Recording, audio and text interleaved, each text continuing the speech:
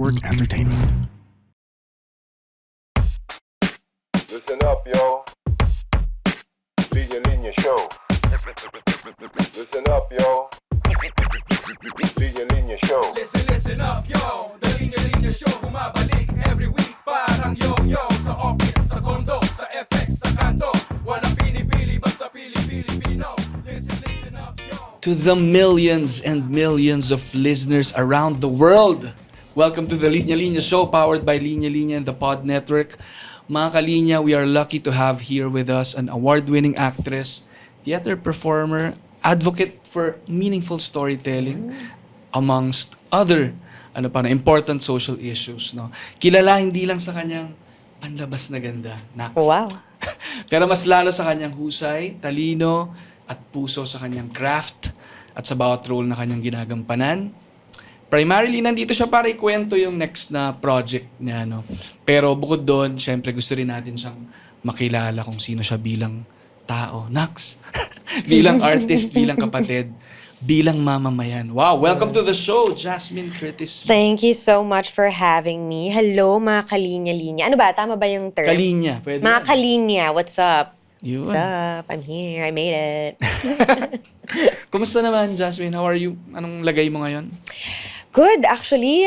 In between dalawang projects, kaya ang saya kasi busy and it's a busy season. Alam naman natin in this kind of industry, you know, it's seasons of busyness. Sometimes it's calm, it's quiet, pero when it rains, it's 4. So, divided by 2. So, 2 projects ngayon. Ang saya.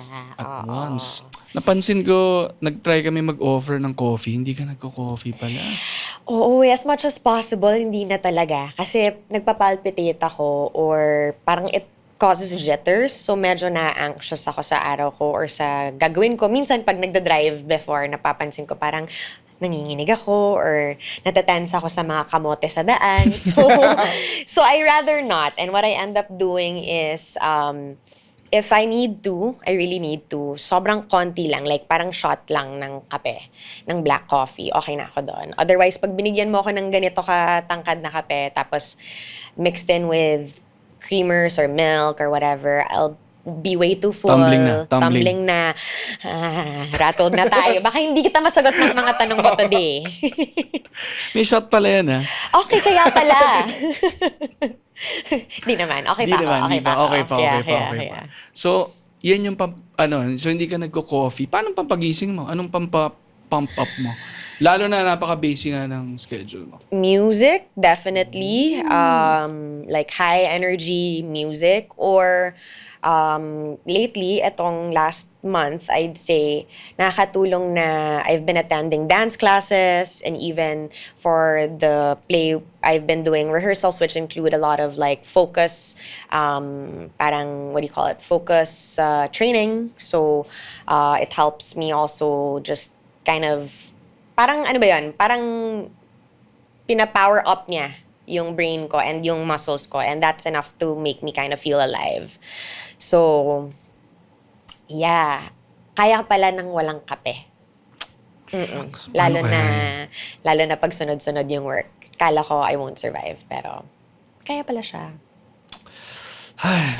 Iniisip ko pa lang parang nahihirapan na ako. I'm sure sa mga nasanay, Oo diba? nga eh, oo. Oo. Pero gets ko yung music. Gets ko rin yung physical activity, yung pump up. No? May natural rin kasi tayo, no?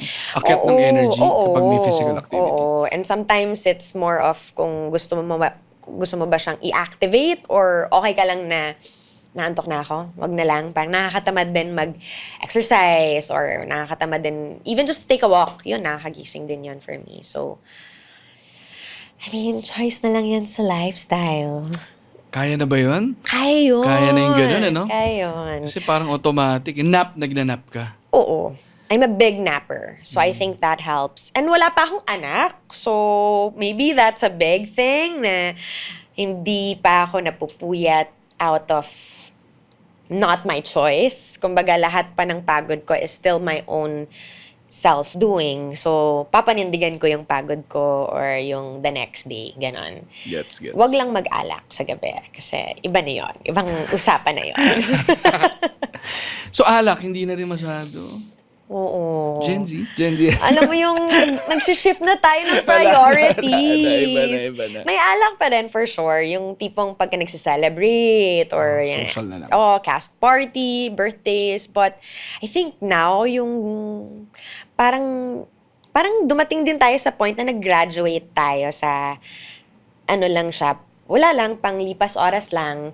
Now when we do it, or when I drink, it's more of a social drink na parang to accompany yung pagkain ko or curious ako ano yung lasa ng mix. Hindi siya yung pinag-usapan natin kanina bago mag-start yung podcast. Hindi na siya tulad ng dati na nagwawalwal tayo. Baka nga hindi na yun famous term. So, ano na yun? Possible pala, no? Oo, in moderation. In moderation. Now we know what that means. Pwede palang ma-enjoy na hindi na naaalala mo siya. Yeah. Hindi siya puro photos and videos na hindi ikaw ang kumuha. Exactly. At noon, hintayin pa natin yun ma-upload like 2 days later from the Digicam. Totoo. Ngayon, straight to phone upload na, diba? Oo nga. So, Shucks. So, okay. Growth. we get there. Music, kumusta? Anong mga pinapakinggan mo? Right now, well, definitely heavily influenced ng movie ng ate ko, Cup of Joe. Well, I mean, everyone's listening to Cup of Joe right now. Pero I think napakalaking LSS ko talaga yung theme song nila ngayon, which is Multo. But also, it got me listening to their whole discography again. So, they're just on repeat in my car. But other than them, nako, everyone din is listening to her. Olivia Dean. Grabe naman yung kasi si buong Olivia. album talaga. Since October, since na-release. So, anong gagawin natin? Ang galing niya eh. Galing sobra. Saka nanalo na siya, no? Deserve. Pero grabe nga, nasa playlist ng lahat.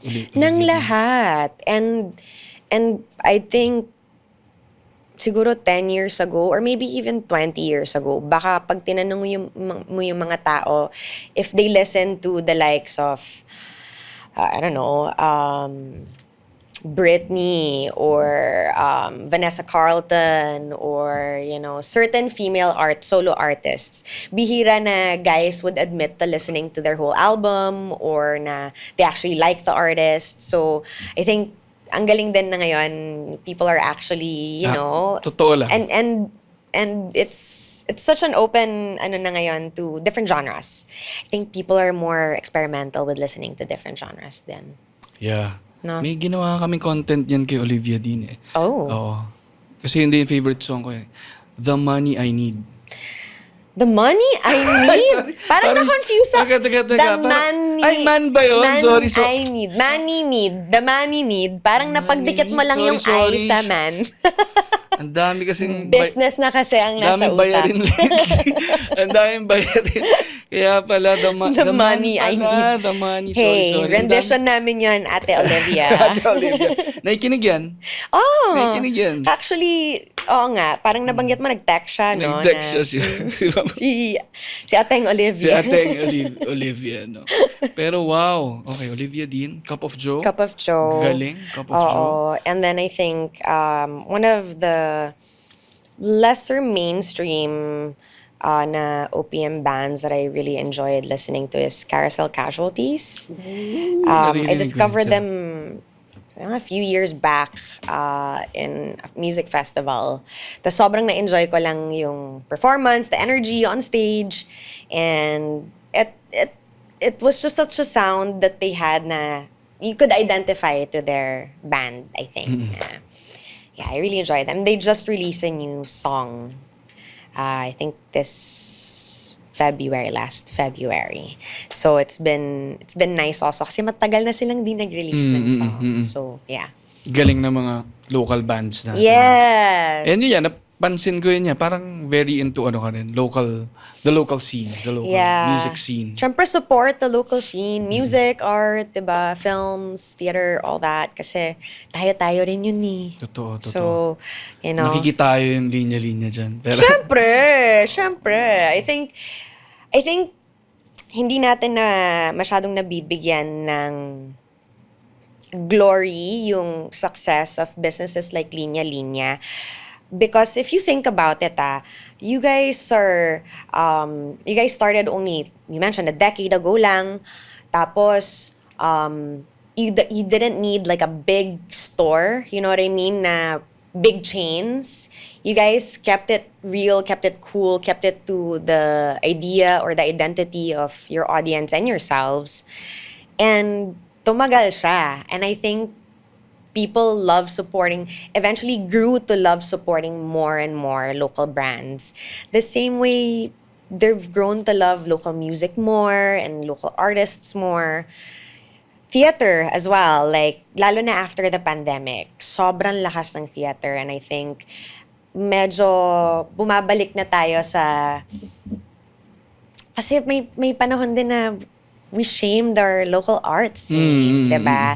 Local music scene, even pelikula, TV, theater. So, ang ganda lang na bumabalik na siya sa admiration and sa glory days niya. Yun lang, so congrats. Kasi, Snippet na yun. diba? Ang ganda, kasi, Thank you, Jasmine. And isa ka sa mga unang sumuporta rin sa linya-linya nung nag-start pa lang kami. of course naman. Sabi Kaya Jem, hey. after 10 years, wow! Diba? Grabe, no? May Andito pa tayo. podcast na rin. Oo, I oo love it. nga. Thank you, no? Pero tama when it comes to local, no?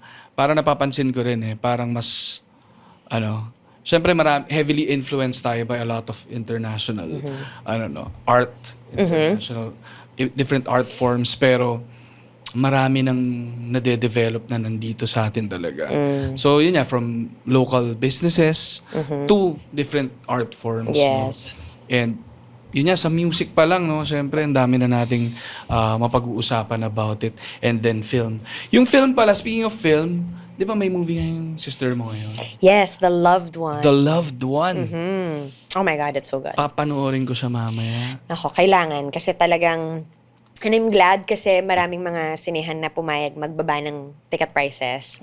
So nakita yung success na in the last few weeks, grabe din yung return in terms of kita ng film. And for the longest time, kasi I guess, with the streaming and everything, nag-change ang behavior ng mga tao and preferences, kung kailan manonood, anong gagastusan. So, ang ganda lang na mas na-encourage din bumalik yung mga cinema audiences to watch The Loved One. It's such a beautiful, my favorite work of Direk Irene and my ate. And of course, Jericho din. Ang ganda. You love it. As in, mamaya after this, manonood ako 6. Love that! Kasi na-invite tayo ng Rolling Stone. Meron silang showing dito sa Opus. Oh my gosh, bring tissues. Oh, shucks. Oh, Yeah. Ganyan kadami kailangan mo. Wala akong kahati dapat dito. Oo, mamaya. kasi simula pa lang talaga. Oh, no. Wow. Ang ganda ng pagkakwento. Shucks. Yeah. Sa film din, ang galing rin ng mga local films natin yan. And wow, Jericho and Ann Curtis. Yes. And she's really shown her most raw performance in this one. Most raw? The rawest? The Ano bang rawest. tama? The rawest? Ang ganda ng sound ng rawest. Yun na lang. Rawest. Parang rawas Return of... Negosyo. Pwede rin naman. Wag na, raw. Alam mo naman, yun Oo nga, talaga, ano ba pagka yan, mga puro language business ang natin, ano nasa ba yan? utak. Raw. Yeah, this is yung pinaka-raw. Yun na lang. Yan, ang ganda. Taglish na Ang lang. ganda rin, pinaka-raw. Yung pinaka-raw na performance niya na talagang trailer pa lang sabi ko, ho! Alam kong papaiyakin ako ng ate ko dito. Yeah. Speaking of your ate, kumusta maging ate si Ann? Oh man, she is a busy woman. Grabe, She's no? very busy, but I think she really tries her best to make time for everything. Kasi kailangan mo ring tandaan na she's been doing this since she was a teenager, and she pretty much built her life with the industry or surrounded by the industry all the time. So it's hard to also imagine that she would just graduate from that nung nagka-family siya. So it's inspirational kasi nakikita mo talagang she tries na makauwi para makapaghapunan with her daughter, or to make all the special school participation events ng daughter din niya. And they try to do it as a family as much as possible kasi alam niya rin yung value na matitake away nung daughter niya. So that's one thing I really admire about her. And seeing that growth bilang ate to now a mom, parang ako yung training ground niya kasi. Nag-aaral na siya sa'yo. Nag-aaral niya. Iba-ibang styles of parenting, discipline, like, how to talk to a younger person and kind of make them follow your, instructions. Mga ganyang bagay. So, hindi yun nalalayo, pero nakikita mo rin of how nagbago yung pakikitungo as an ate. Ngayon, may motherhood nang behind it. And so, ang ganda lang na ma-witness yon bilang kapatid niya. Kasi not everyone can see that side of her.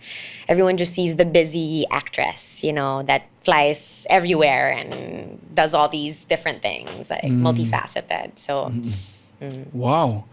Pero, okay lang, Tuloy. I'm used to it. tuloy. So, Jasmine, konting background niya sa family, no? So, saan nga ba kayo pinanganak and saan kayo lumaki? So both my ate and I were born in Australia. Okay. But when I was 2 years old and she was 11, lumipat kami dito. And so for the most of my 9 years pala. primary years or elementary school days, dito ako hanggang grade 5. And then while we were here, my brother was born here. And when I was mga 11 na rin, and my brother was 6 or 5, we moved back to Australia. So doon na ako nag-high school. And then ate stayed here. Her career was ongoing na. So I think nalilito yung tao and think I grew up there hanggang high school. Kaya nagugulat silang bakit nakakapag-Tagalog ka. But may childhood ako dito sa Barangka Drive sa Mandaluyong. Oh my God. It's girls from the hood, guys. Yeah. Banda dyan ako sa Barangka. Alam mo yan. Sa may Boni. Sa Boni Ave. Boni sa Ave. circle ng Mandaluyong. Hood. Alam mo yan. So, yeah. Doon. I grew up there. Tipong, maglalakad kami mula subdivision, palakad ng McDo dun sa Boni. Ganun childhood. Like, I wasn't very sheltered in the way people think or assume. Talagang kalog lang yung childhood namin. And then I just came back here to work nung 18 na ako. Pero paano nga yun? So, Australia and Philippines. Tapos dito pa sa Philippines, the hood niya, yung neighborhood niya. Baka nakita nga kita somewhere dyan eh. For sure. Sa tricycle somewhere there. Dyan, Yeah. diba? Nakapila. sa trike. So, pero back and forth to Australia and the Philippines, parang paano naka-affect sa'yo yung ganong pag-shift ng one atmosphere to this kind of neighborhood, 'di ba? Parang ikaw ba nalilito ka rin doon or mas nakikita mo yung dalawang culture na to and then na-apply mo siya to yourself? I think nakikita ko siya pareho and in a way I try to find paano sana mag-complement kasi magkaiba talaga eh. History-wise, magkaiba. Yung pagiging multicultural ng Australia is far more diverse than here. And that's just due to different cultural histories, or social political dynamics. So,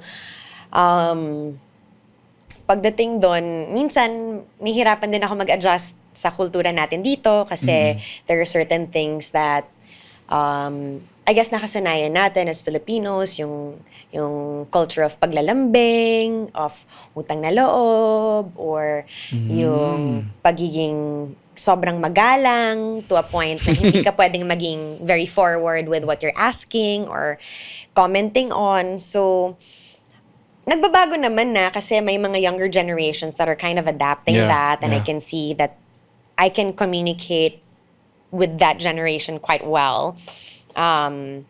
But I think in terms of when I first got here, sobrang nagulat ako na, bukod sa the industry also has certain expectations, it's also the culture natin. So, parang I have to watch how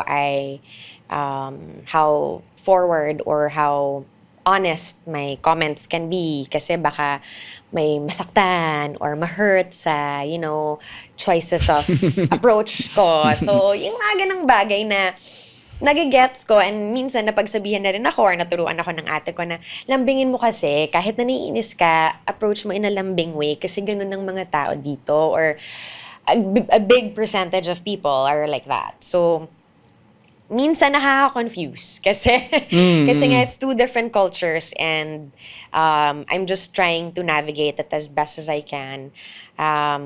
But yun talaga I think it's also the third world culture. Yeah. Third culture kid. Sorry, not third world, third culture that when you're living in between, it's almost as if I'm neither but I'm also both. Both, yeah. Ang hirap nun. Oo, no? Medyo, siya. It's not a big problem, but it's still like an identity confusion sometimes. Yeah. Parang feel ko double-edged siya eh. Kasi parang best of both cultures. You can learn and apply, adapt. Pero pagka nagkamali ka rin gamitin yung culture na sa kabila. Oo, yun na nga. Para na may mistake ka as kailangan magaling ka rin Makisama or mag-assimilate. Sometimes I think that's the biggest thing that I've learned to do is to assimilate in the environment I'm in. Para naman I make sure I don't offend or step over people. But as much as possible, still, do it the way that's most honest to me.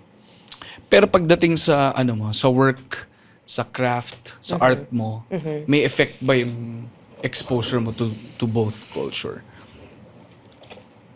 POV, ganon? Mas malawak ba yung... Minsan, kasi mas marami kang iba't ibang pwedeng panggalingan na point of view ng tao, hindi lang kung what's around you.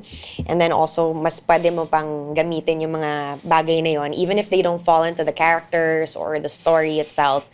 You can kind of use it to layer sa character na binibuild mo. And it helps with creativity, I think. When you collect memories, you collect information about people, and then you just see patterns also of human behavior, and you see where people are similar, where we're all different, but at the end of the day, individuals pa rin talaga. So, nakakatulong siya, especially if it's a story that's about, yes, because I'm a halfie, a halfie, or pangingibang bansa, identity, mga ganong themes. It helps for me. Yeah. Sige, pagdating sa so parang si ate mo na agad siya, nag-TV. And then modeling, ganyan. And then paano naging entrance mo naman to the industry? Parang 'di ba nag-aral ka back and forth ka ng Australia and Philippines. And then kailan ka nag-start? Ikaw rin ba mismo parang dahil nakita mo yung ate mo parang syempre role model mo siya ganyan. Did that inspire you to to try it out or ano yung I was initially sumasama lang bilang bisita niya sa mga set. Tapos lagi akong tinatanong, magka-artista ka ba? Tapos laging, hindi po, ayoko mapuyat, parang hindi ko na-enjoy yung set life ng ate ko nung panahon na yon. And as a teenager, syempre, you just wanna be, when you're not studying, gusto mo, nakatambay ka lang, naglalaro ng video games, or nakikipaglaro with your friends. So, parang hindi ko ma-imagine na, puyatan. Tapos, yung makikita friends. Wala pa sa work mindset, and I didn't see it as work yet. And then eventually, I think, the offer came about, a talent executive saw me on Showtime, accompanying my ate, tapos, our car kept breaking down in Australia, and parang naging aware na ako na lagi na lang kaming umaasa financially, either from my ate or my dad, and I just felt like, how can I contribute? Kasi parang kung mag-casual job din ako doon, it'll take forever. And then, here comes an offer from a talent executive here, giving me a contract for a TV network. And then that was a start. Tapos, di ko alam, 3 years pala yung pinirmahan ko. Hindi pa kasi ako nagbabasa ng kontrata noon. Akala ko yung show lang. Tapos, 3 years pala. So, okay. So, tinatapos ko pa yung high school ko nun. So, back and forth pa ako. Until I discovered film. And then that was when I cemented the idea and love for the industry even more. Na doon ko rin na-appreciate yung TV when I was doing film. Na-appreciate ko yung difference niya and the purpose that it serves. Kasi lahat naman yan may audience. So, yeah, doon talaga. Nagsimula ang lahat. Grabe. Yung typical na no? May lalapit sa'yo kung mag-aartista. Oo, ganun. Parang ganun. Oo. Tapos, swerte ko na lang talaga na I had Ate's last name. So, Kala mo naman nakaka-relate ako, no? Or kaming mga nakikinig. Wala lumalapit sa amin. Mag-aartista. Pero parang feel ko, exposed ka to different art forms. Di ba? Mabilis lang, nagkwentuhan tayo about music. Yes. Dahil mo naman share. yes. No? About film, about theater, about siguro kung iba pa, no? Pero, anong meron sa film? Bakit mas yun yung art form na mas nakita mo yung sarili mo? I think yung choices of stories na somehow either fall into my journey or I find myself going into or auditioning for, laging may kumo-connect sa akin. Even if it's not personally nakaka-relate, meron pa ring angulo sa characters and sa buong kwento na nararamdaman kong natahak ng paraan, the way na gusto kong tahakin yung kwento or yung pag-share sa mga tao ng kwentong ganon. Kasi ibang-iba nga from TV. Ibang-iba yung process, ibang-iba yung the way ka magkakwento sa audience mo. Gaano ka literal, gaano ka Artsy, tahimik, oo. 'di ba? Like all those approaches. I love quietness, I love chattiness, pero you can give more weight minsan to those smaller moments in film kasi whereas in TV, our culture has it na every day we're airing something for a TV series. So, you have to always air something na kahit hindi nakatingin yung viewer mo, they can see from just listening. You know, it's like radio noon. Teleserye sa hindi siya tele. So, radio serye siya noon. So, parang yun yung nararamdaman ko na mas gamay ko yung dynamic ng film and ng approach ng storytelling sa film. But I love TV just the same. Mas number one lang talaga ang film. And I think I just found a lot of friends there na pare-pareho yung beliefs or align sa mga principles and values in life. Importante yun. Yun, hindi na acting yun eh. Exactly. And it's hard to find that in a workplace, diba? Kasi in any other industry, mix yan. Lalo na in a company. So, you can't really control people. So, I'm very grateful na in this industry, at least, majority of the people I work with, medyo pare-pareho naman kami ng principles. Kapag iba, how does that affect yung art form? I mean, you just wonder, like, how are you okay? Siguro yun na lang. How are you okay? Oo, Kasi, paano, no? yun na lang mas... And parang nakaka-affect yun kasi habang nag-acting kayo, imbis na maganap ka lang Diba? sa role mo, Tataka ka eh. may mind Hello? share pa sa'yo eh. Na parang, Okay lang sa kanya yung ganong leadership. oh no! Sorry. Leadership talaga. Leadership talaga. Diyan tayo. Diyan Delikado. Delikado. Pero wala eh, parang kabit talaga sa industry din na ginagalawan mo yung social issues eh. And ang laking space din ito to to influence people, to communicate, Yes. deliver a message. Exactly. Kaya ganun din siya kahalaga eh. Yep. Kaya dapat din you're wise with every word you choose to speak.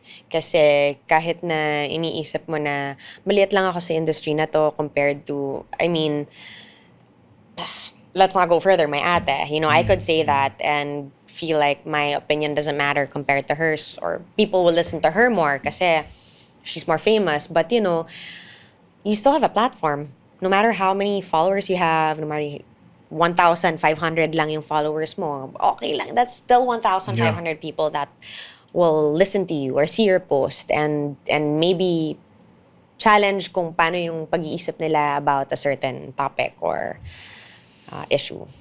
So, Pero yun, iniisip ko parang, paano nga kung, di ba, nasa isang industry ka na, magkakaiba yung pananaw. So, clear, kapag ka pareho, ang dali Tsaka parang, kasama mo sila, parang, nakakadagdag sa energy mo, ganyan. Pero paano mo nga rin hinahandle or paano ka kumikilos kung may mga kasama ka sa industry na you also work with, you are friends with, pero iba yung pananaw. Ikaw ba yung type na you just let them be dahil, hindi mo magets, pero may benefit of the doubt, ganyan, hayaan na lang, baka matuto sila eventually? Or are you the type na, friend ko to, feeling ko makakausap ko siya about yung beliefs niya?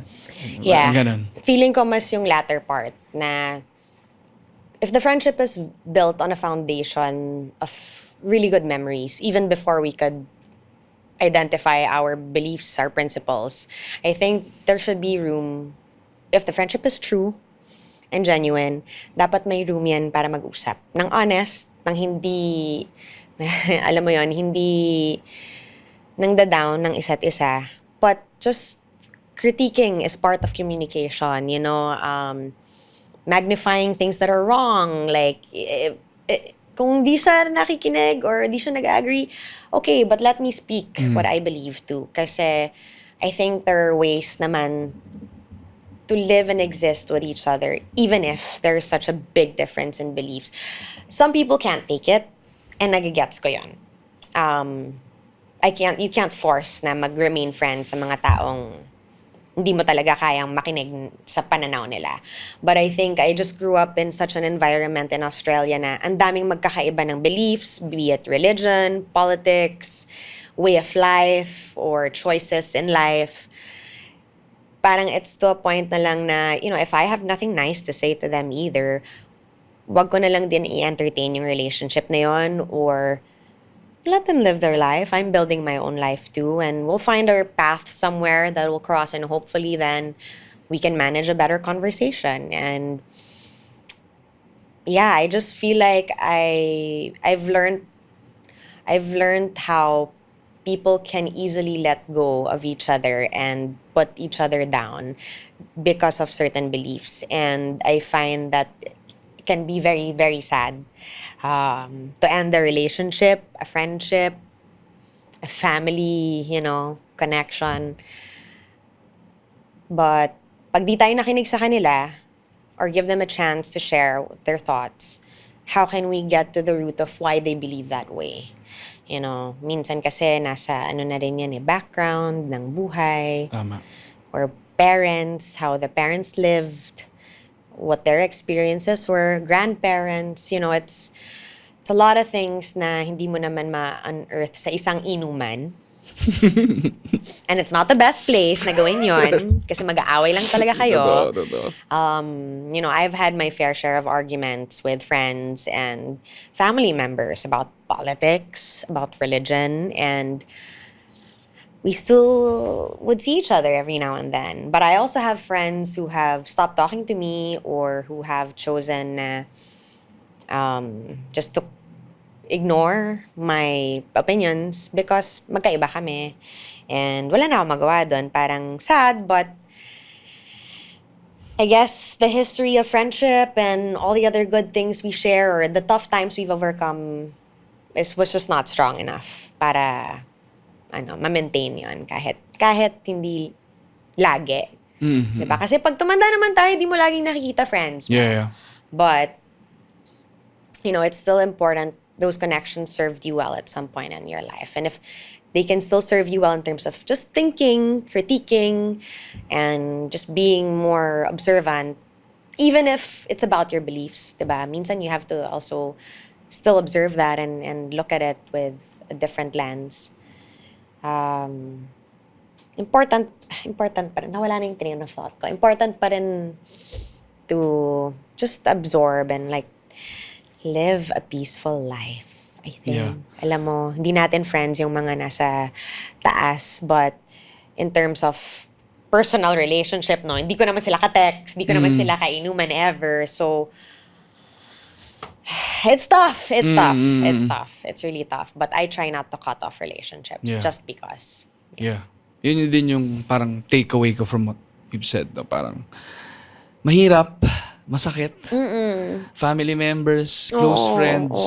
Sabi mo nga, meron kayong shared memories na how you wish na yun lang. Yeah. Pero tumatanda ka, nagiging part ka ng bigger communities, world, society. And may mga tough decisions that you have to make. Choose So, your battles na lang. Parang ganun.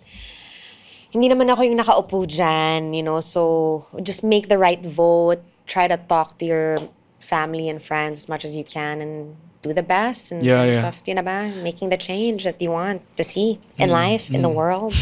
Thank you so much. Grabe, pang podcast talaga si Jasmine. Hindi, pero yung sinasabi mo lang na parang yung maintaining that space lang na may communication. Important siya eh. Yeah. No matter how different yung views nyo. And no matter how divided you may be, Yeah. just always leave that little bit of room for communication. Yeah. I mean, you just don't want to regret it one day when that person is gone. Diba? Totoo. And parang feeling ko required yung humility with that. Kasi Yeah. parang it's also admitting na you can also have parang your own belief or takes on things na potentially iba rin for other people. Yep. Na pwede ka ring i-question ng mga friends and family mo. So leaving that space na vulnerable ka rin, mapagsasabihan ka rin, will allow you to be that kind of person din to them. Parang ganun. Yeah. So, palitan siya, no? Oh, palitan talaga. Palitan. Kaya parang, yun. Pero kaya, important pa rin yun, I think. Lalo na, we need yung mga relationships natin eh. Lalo na yung mga decisions nga na, it's not as if yung pinag-uusapan natin kung magkakape ka lang or magtsatsa ka eh.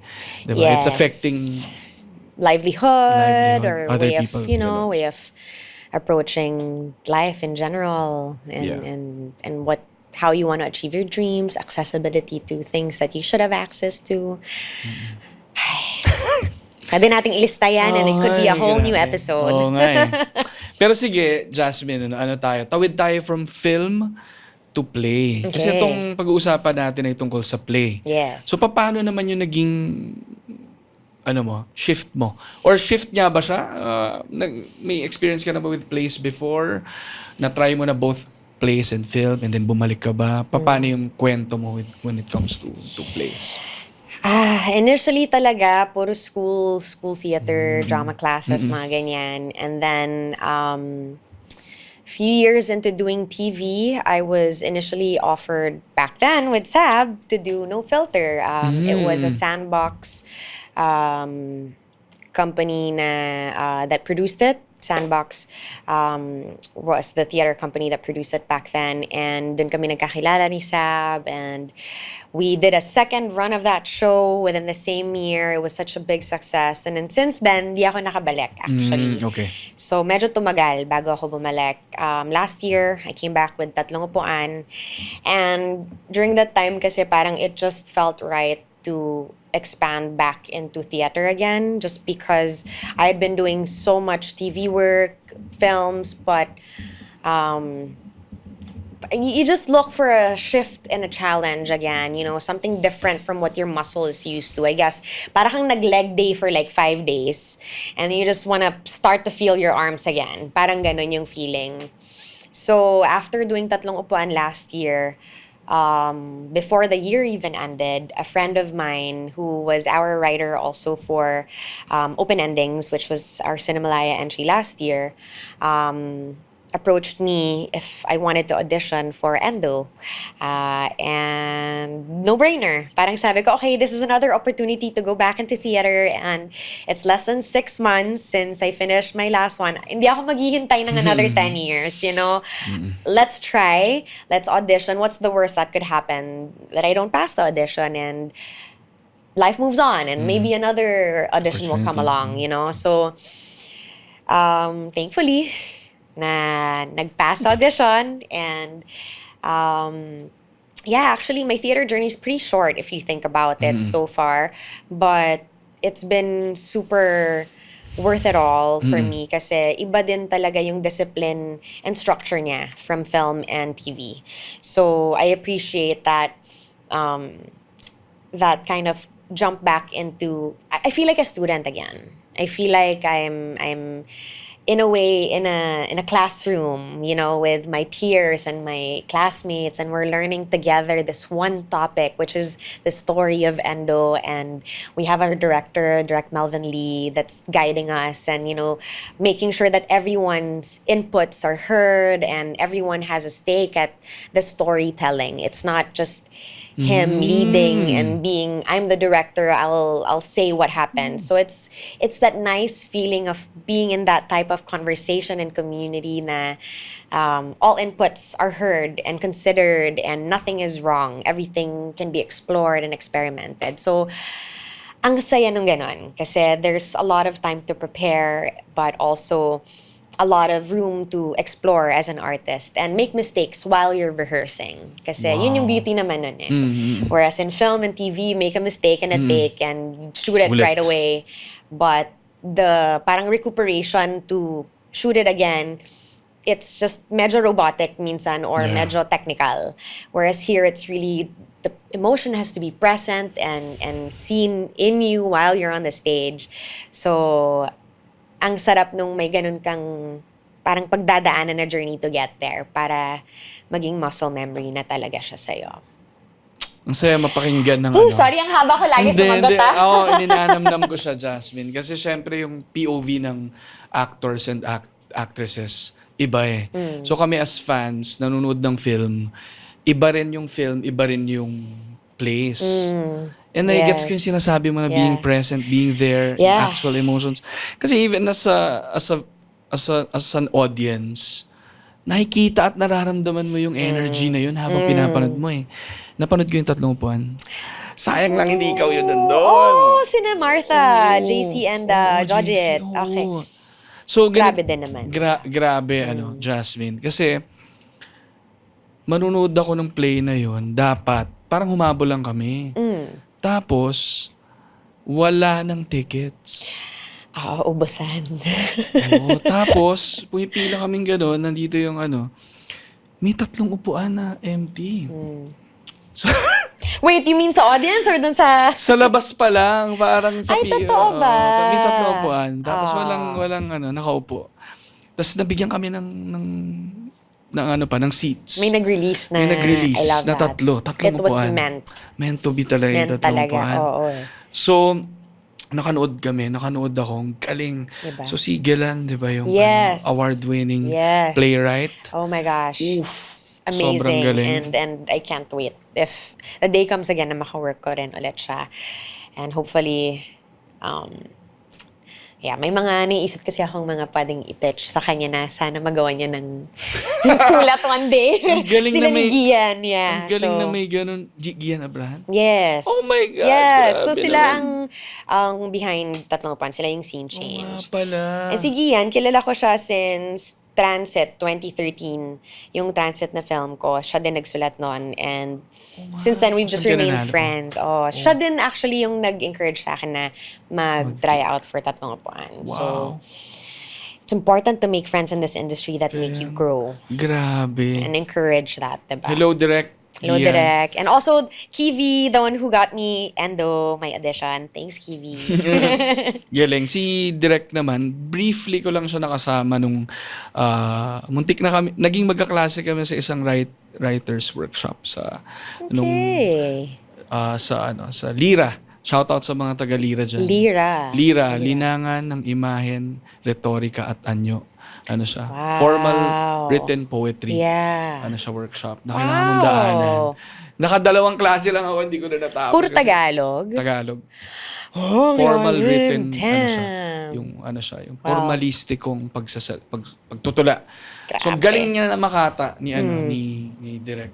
So wala lang, ang galing lang na nag-connect. And then si Gelan naman, since nasa sa Ateneo Fine Arts. Yes. So friends ko rin yung mga nandun sa Fine Arts Department. Okay. So nakakatuwa. And then sige, so sa tatlong upuan yung Money Slapper naman napanood ko rin.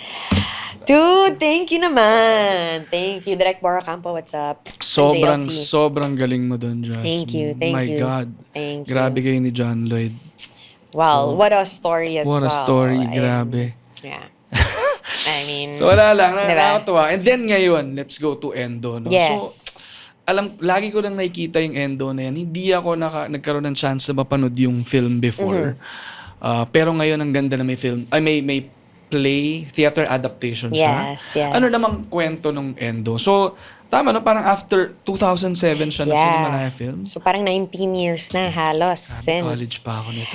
Marami nang nagbago since. Nag-shift at lumawak na rin yung term ng Endo since. So, timely din talagang ibalik siya and i-adapt siya for theater. Kasi ngayon din, marami na rin tayong theater audiences that are willing to watch, live performances. Not just music anymore, but now musicals and theater as well. So that's amazing kasi bumabalik tayo sa appreciation ng ganong type of art.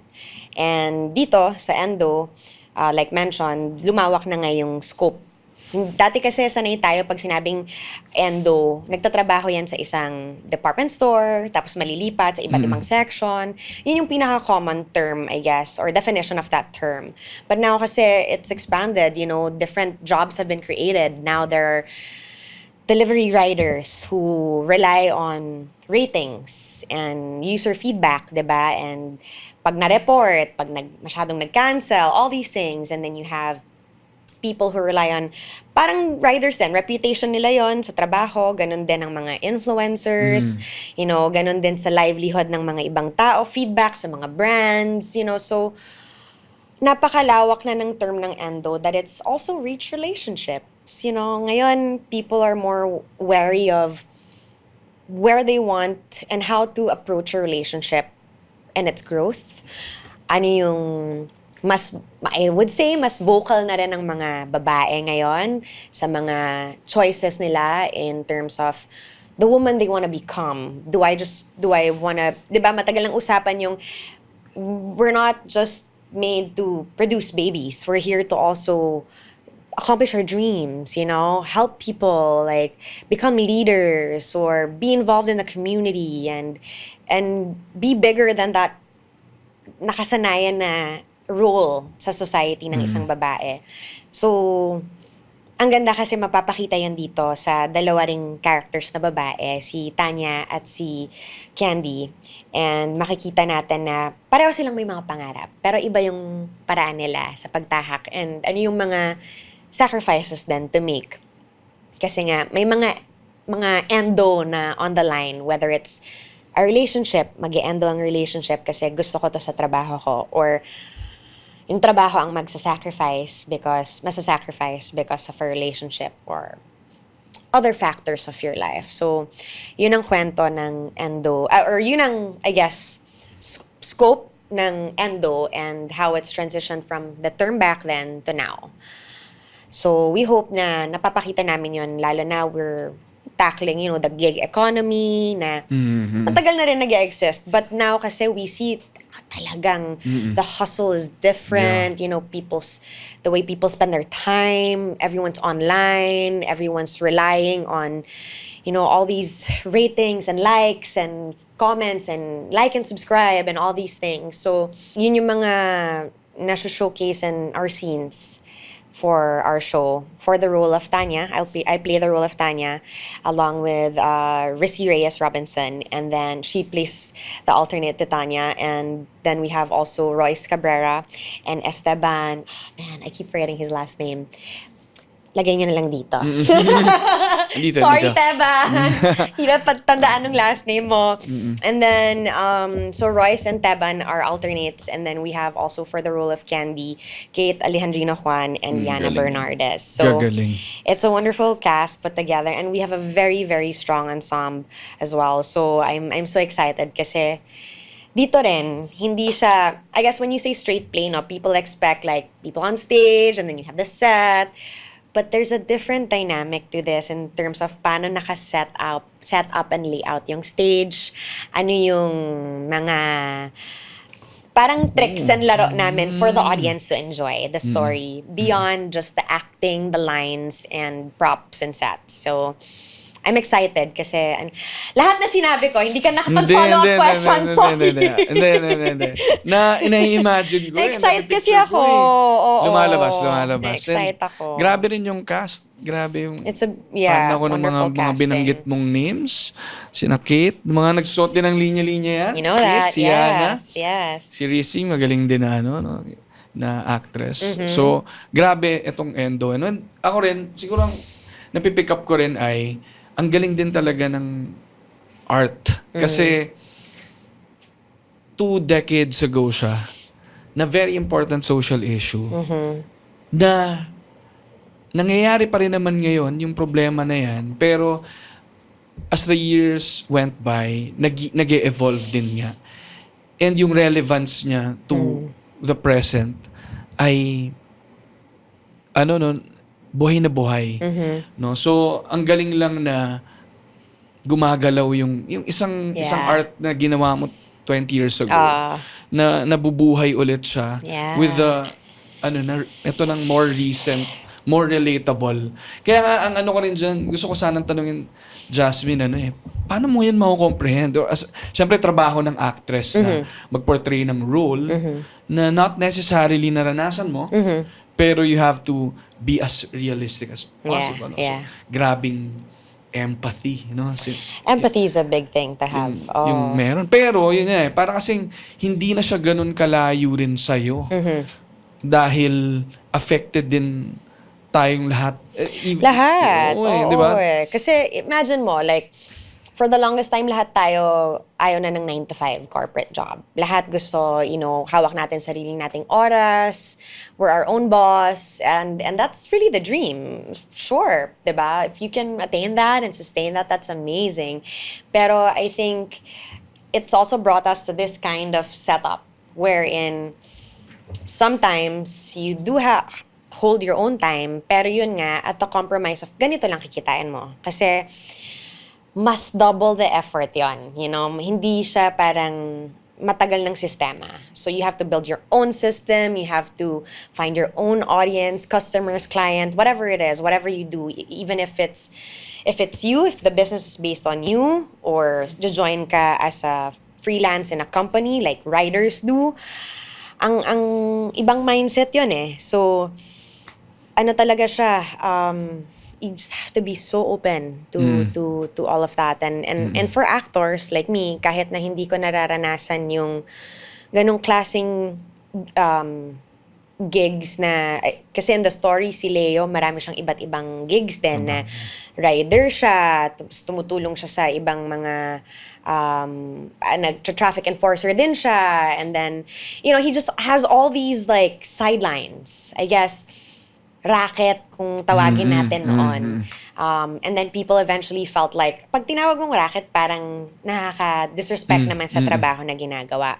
But now, we've transitioned to calling it a gig economy because gigs just sounds like a bit more, like a working hustle compared to na, ano lang yan, lilipas lang na, sideline lang na racket. Para kasing walang substance or value pag tinawag mong racket noon. So, ngayon na nasa 9-to-5 na tayo, and someone like me, I've never experienced a 9-to-5, but I've also never experienced having to juggle so many different jobs.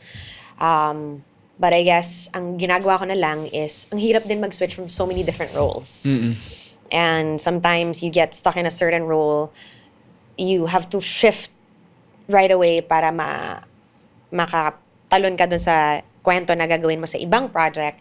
And iba din yung approach mo doon. Iba yung personality mo doon. Iba yung pakikitungo mo. So, iniisip ko na lang yon for my approach as Tanya.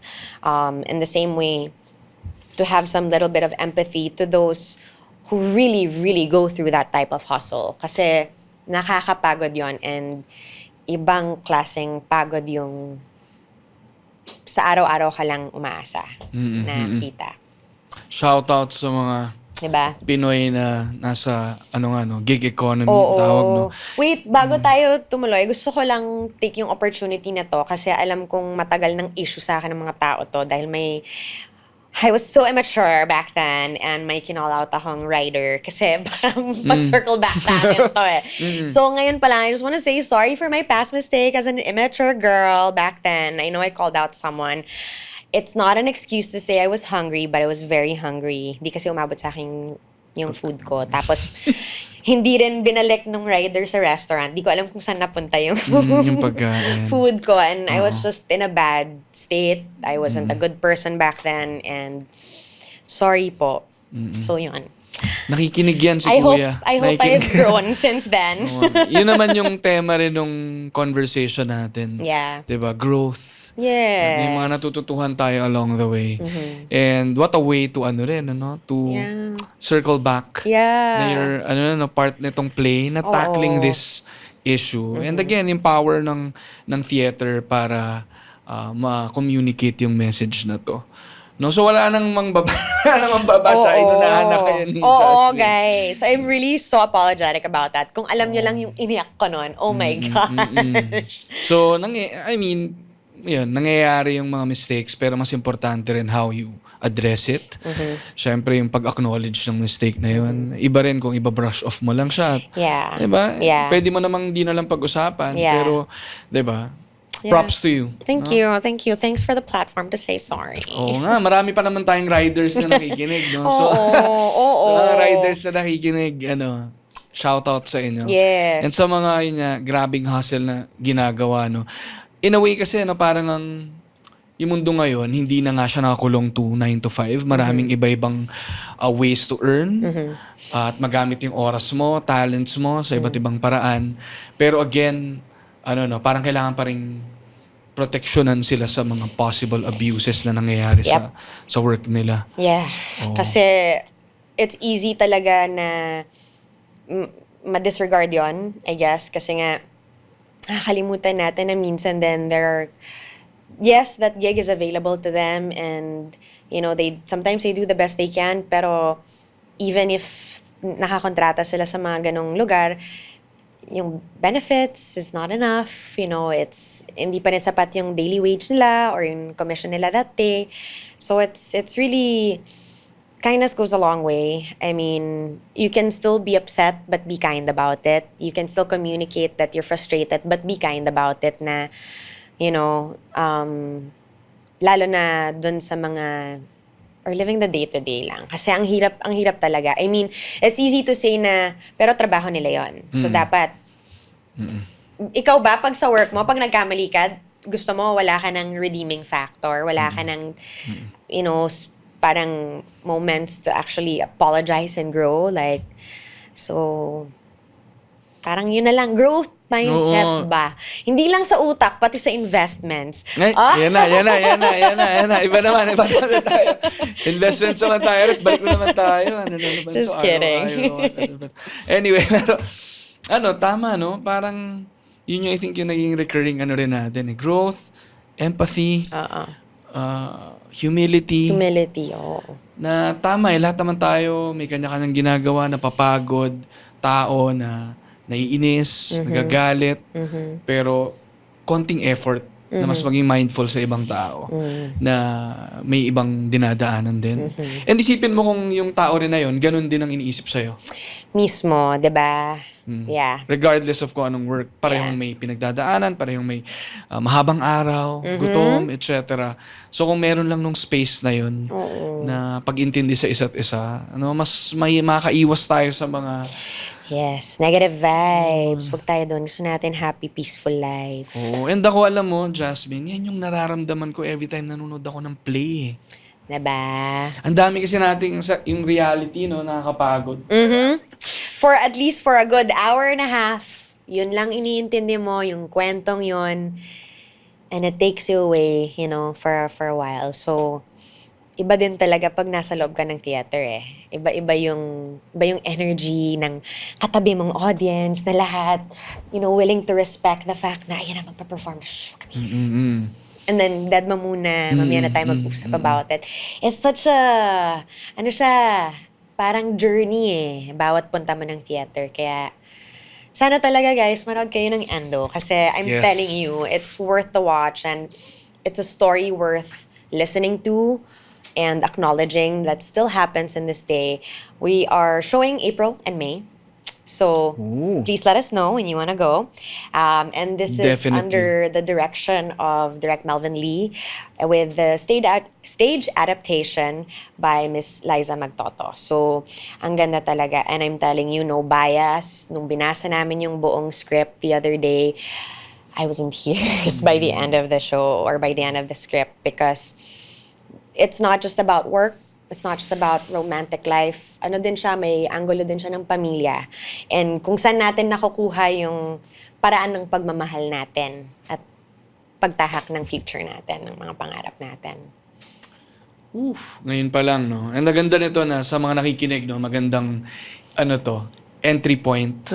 Na after nyong pakinggan to, abangan nyo yung... Yes. So, maganda kasi mapapalabas natin tong episode na to, ilang weeks or even months before the showing. So, may panahon pa kayong bumili ng tickets.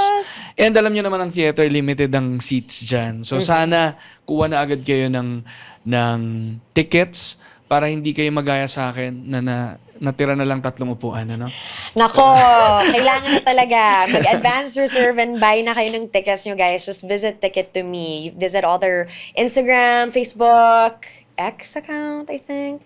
Baka naman, kasi minsan Twitter pa rin tawag ko. So, visit all their accounts and their website to make sure you find out all the information how to purchase Shout your out tickets. sa Ticket to Me. Ang daling ng transaction kapag sa Ticket to Me. Diba? So, pinapadali natin yung buhay nyo para makanood kayo ng play, no? So, ako, and sa listeners, no, I guess, dahil yung mga pinag-uusapan din naman dito sa pod may somehow relation to different art forms. And alam naman ng listeners dito yung appreciation ng linya-linya sa iba't ibang klaseng art. And ang saya lang din na magkaroon ng opportunity to talk about theater, Yeah. film, Yes, thank you. with someone like Jasmine na talagang immersed doon at recognized, award-winning. Grabe nga yun. Sabi ko yung sa talaga platform yung intro na. Siyempre. Guys. Kailangan. Shh, pero spread the word. Charot. Pero grabe kasi, yun nga nagkataon pa nga na napanood ko yung movie mo. And sayang yung sa 3 upuan, sana ko napanood ko rin. Pero Okay lang. at least itong Hopefully, may reruns in the future. You never know. Pero Oo nga bago mag-rerun yun, eto muna kayo sa Endo. yun din yung thing with theaters, guys, with theater plays, unlike film siguro na mapapanood mo eventually sa ito live kasi siya so ito na If yung you opportunity. don't catch the live run, you miss out. So, kaya talagang it's important to advance yung tickets. Kasi ako, ang dami ko na rin shows in the past that gusto kong puntahan. Nag-alangan ako sa schedule ko and then I'm keeping my fingers crossed. Sana hindi mag-show up. So, yung naka-waiting list ka na sana talaga meron. So, sometimes you take your chances and meron, pero guys, talagang ubusan. So, lalo na this is gonna be under PETA Plus as well. So, you never know. Baka maubusan kayo yung tickets. Oo nga. Saan nga pala yung yung venue? It'll be at the PETA Theater. Sa PETA pala Yes. mismo. So, because it's a production by PETA Plus and Ticket to Me. So, doon din siya gaganapin. Wow, shout out sa PETA, Naka-collab na namin ng PETA ng ilang beses. Love that. So, yung buong team ng Linya Linya nanood ng Walang Aray. Yay! Nakailang batch kami ng Nice. ng mga tao na nanonood noon. Sobrang saya. Nagkaroon pa kami ng shirt noon with PETA Walang that Aray. you, ano? Yeah. Oh, na nandun. galing. So, shoutout sa PETA. And ang daming supporters, friends ng linya-linya sa theater industry. Shoutout sa inyo. And nandito kami to support itong art form na to kasi fans kami and nakikita namin yung impact na nagagawa nyo Thank you. ng industry na to. No? So, and for Jasmine to visit us here sa Linya Linya, grabe thanks naman. for Alam ko having napaka-busy mo. Hindi na natin napag-usapan yung pusa mo. sa Okay sobrang- lang. Pero bibigyan ka namin ng shirt na may relation to cats. Oh, no? yay! Huwag na Thank muna you. yung dogs, gagawa pa kami para hindi magtampo yung aso mo. Okay lang, masyado na silang favorites. Kaya nga medyo may ano ngayon bumabawi yung mga, Oo, mga cats, cats. ngayon. Ano? Kaya, pero yun, Jasmine, congratulations na Thank agad. you. Thank you so much. Ang dami-dami mong ginagawang magagandang projects and na may impact sa community. Siyempre, inaral ko rin yung mga ibang mga ginagawa mo. Ang dami-dami mong ginagawa. Thank you naman. Nahiya ako bigla. Oo, di ba? Na very aligned din sa mga tinatry gawin ng linya-linya. Ano, being part of the community, nation building, ang dami-daming pwedeng pagtulungan. At pwede siyang maging meaningful sa sarili mong paraan, ano? Sa sarili mong arena. No? Yes. So kami in the form of memes, of of Yes. content, Kanya-kanyang communication style. and shirts, pero we connect with other like-minded people like Jasmine at iba-ibang industries, and ang saya niyang marami tayong kailangang ayusin sa bansa natin. Marami. Lalo na in the coming Yes. Woo! years. Pero at least kailangan pa rin gumalaw ng mga kanya-kanya nating circles. And sa kanya-kanya nating paraan may matulak natin yung mga dapat gawin. Yes. And I think yung theater, grabe yung space na to. And film, no? Sa pagtulak ng mga kailangan gawin. Yes. And if anything, I guess, you'll see a lot of also my views in the choices of work that I involve myself in. May not be as literal as people want it to be, but it's there. So if you can just revisit those, and you'll see talaga. Yeah. Yeah. Props to you, Jasmine. And super saya itong episode na to. Thank you so much for visiting us here, sharing itong journey mo. Yeah. And itong upcoming project mo. So baybayan niyo yung mga ginagawa ni Jasmine at ang local theater natin, local arts natin. Yes. Di ba? Ang dami naming na pag-usapan. And ayun. Yeah. Baka may last words ka to our listeners? Just book your tickets soon, guys. Visit Ticket to Me and make sure you reserve for Endo already for April and May. Make sure you don't miss out. Endo, The Loved One. The Loved One for Ann Curtis, of course. Oo nga. And I think by the time this was showing, guys, also every Sunday, 7:15 p.m. sa GMA, Stars on the Floor. Woo, As a grabe. dancer. Grabe, no? Meron ka pa pala nun. And Jasmine, gusto lang kitang i-invite sa mga upcoming shows ng Linya Linya dito sa Linya Linya Yes, HQ. please. Pinakita ko sa kanya yung mga ibang events namin dito. May upcoming show kami, March 6 or 7. March 7, I think, Saturday. Kung ano man yung Saturday dun sa dalawang yun. Comedy Husbands with Red Oliero and Victor Anastasio. Oh my God! You have to be here? Yes! May seat ka na, may 3 upuan kami para sa'yo. Perfect. Ako Ikaw lang yun, yun. nakaganon. Ikaw lang yun. Ikaw lang yun.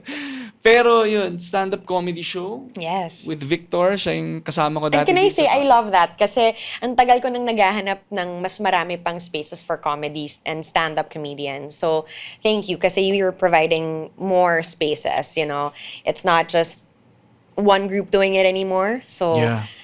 yeah.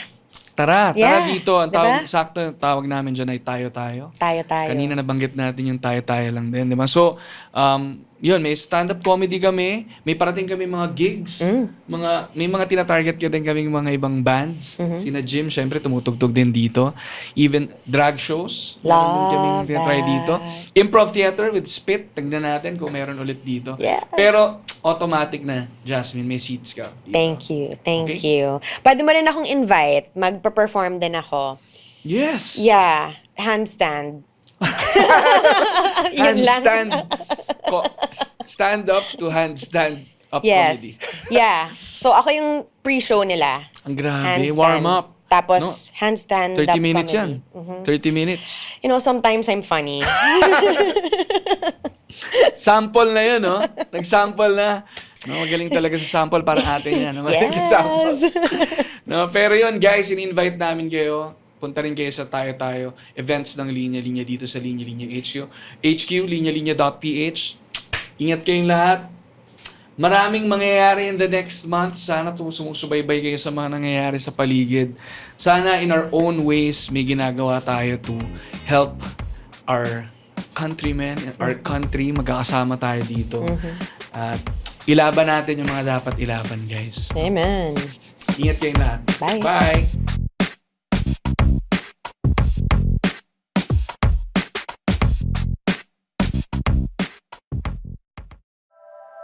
The opinions of podcast creators, hosts, and guests are not necessarily reflective of the official stance of the Pod Network Entertainment, its hosts, or other network programs. The content created by the people behind the podcast is personal and not meant to harm any religion, ethnicity, group, organization, company, or individual.